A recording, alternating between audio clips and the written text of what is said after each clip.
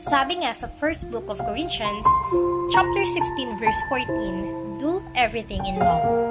Pero real talk, hindi madaling gawin yan araw-araw.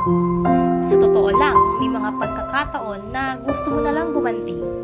Lalo na kung paulit-ulit kang nasasaktan, paulit-ulit kang inaabuso, at parang ikaw na lang lagi ang umiintindi. Nakakapagod magmahal kung hindi ka naman pinahahalagahan, hindi ba? Pero isipin mo, ang pagmamahal na pinipili mo ay hindi lang para sa ibang tao, kundi para na rin sa sarili mong pagkatao.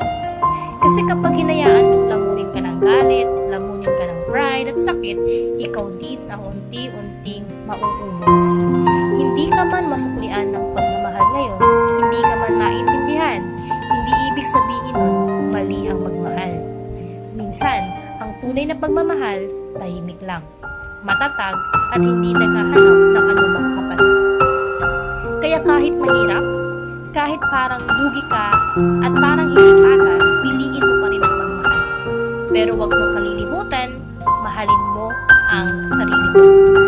Magpatawad ka, pero matuto kang mag-set ng boundaries. Dahil ang totoong pagmamahal, hindi ka winawasak, hindi ka inuubos, kung hindi binubuo ka. Balang araw, mararamdaman mo rin yan. Yung pagmamahal na hindi mo kailangang ipaglaban. Yung natural ba? Kasi nga, will ni God ang mahalin ka. Dadating din yan. Hintay ka lang.